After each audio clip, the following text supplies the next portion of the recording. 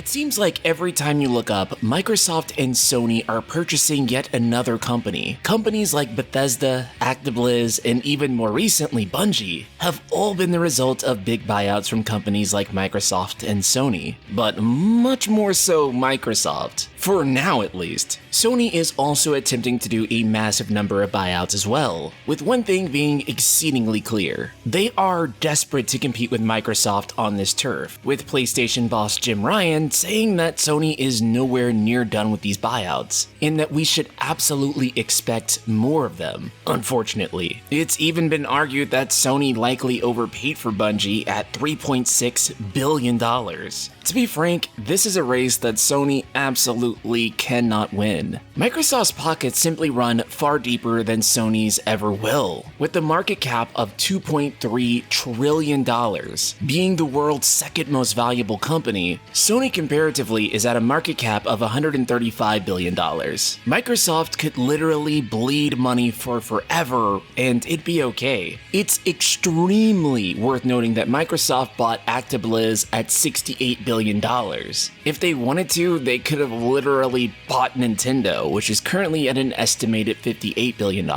Not that Nintendo would ever sell, of course. But you know what? It might not be so bad, because at least then Smash could get some decent netcode. All of this has some people worried that Sony could end up buying a company that we predominantly focus on this channel, Square Enix, or potentially even being bought by Microsoft, which I know would upset a great number of you. And as a guy who has about $3 in his wallet, this is the best assessment I have of how billion-dollar companies will operate. I am not a financial analyst, just a dude on YouTube who's done a little reading to answer a concern of mine and many others. For starters, Square Enix's market cap is placed at roughly $6 billion, and it would be reasonable to assume that either Sony or Microsoft could potentially buy them. Sony currently has a number of console exclusivity contracts with Square Enix. Final Fantasy VII Remake seemingly not coming to Xbox even after its PC release. I mean, hell, the game doesn't even have proper Xbox button prompts on the PC version, meaning they don't even have a functional Xbox UI for the game in their assets yet. And it's been almost 2 years since Final Fantasy VII Remake released, which, holy crap, does time fly. And with the PC version of the game still having no word of an Xbox port, it makes it seem as though this game will never come to Xbox. And it's not the only flagship Square Enix game to do this. Final Fantasy XVI will be launched exclusively for PlayStation 5, despite initial reports that it would be available for PC at launch. Though the game is expected to come to PC at some point, it yet again continues the pattern of favoring Sony. Square Enix also struck a deal with Microsoft to bring Final Fantasy XIV to Xbox as well. However, Final Fantasy XIV still hasn't come to Xbox, according to producer Naoki Yoshida. This is because they currently don't have the manpower to support Xbox among their other platforms. But is it really? With heavily credible rumors swirling that Sony's plan is to keep mainline Final Fantasy titles exclusive to PlayStation this generation, it's a pattern that continues to hold true with only smaller spin-off titles like Stranger of Paradise coming to Xbox. All of this is to say, Sony is already paying Square Enix a lot of money to keep mainline Final Fantasy as a console seller for PlayStation. Clearly, Sony sees Final Fantasy as an incredibly valuable IP to PlayStation's identity, and it would make sense for them to just own that value rather than continuously cutting checks to simply rent it. Square and Sony have had this close relationship since the original Final Fantasy VII launched, and it seemed to have fostered ever since. Almost exactly a year ago, there were rumors that Square Enix would become part of PlayStation Studios. Since then, these rumors have fallen off and have been regarded as false. However, it's still not out of the realm of possibility, especially when you consider the rate of these acquisitions. Now, there is also the possibility that Microsoft could be the one to buy Square Enix, and that's something that absolutely no one wants. If Microsoft were to buy Square, I think it would actually lower Square's value. We've seen situations before where Microsoft has tried to buy exclusive high-profile JRPGs, which don't sell nearly as well on their platform due to the fact that most JRPG enthusiasts are, well, on an actual Japanese platform. But even still, console gaming in Japan is on decline. While the Nintendo Switch is doing well in Japan due to its portable nature, home consoles are not. With PlayStation 4 selling fewer than 10 million units in Japan of PS4's total 117 million in sales, things don't look too good. And it's not a unique situation with PS4 in Japan. PlayStation's Japanese sales have been on decline generation after generation. And if you think that's bad, you should know that Xbox One's Japanese sales sat roughly at 115,000 units. Lifetime sales. Yikes. All of this is to say Microsoft buying Square would do absolutely nothing for them. And as far as Nintendo goes, they've made it clear they have no plans in competing in the race for these buyouts. So do I think that Sony will buy Square Enix? It's tough to say with the way all these buyouts are headed. Though personally, I'd prefer it if they don't. These buyouts don't make the industry a better place. They make it all controlled by a handful of big companies who dictate everything. They create an environment where you used to have an option on which platform you were going to play these games on, now all being turned into exclusives, where originally you had a choice. All these things are bad for the consumer and ultimately bad for the industry, but those are just my thoughts on it, and I'd love to hear yours. Subscribe, hit the bell icon, and let me know in the comments below what you think. Shout out to patron Tarun DMC and the rest of the Ultima community.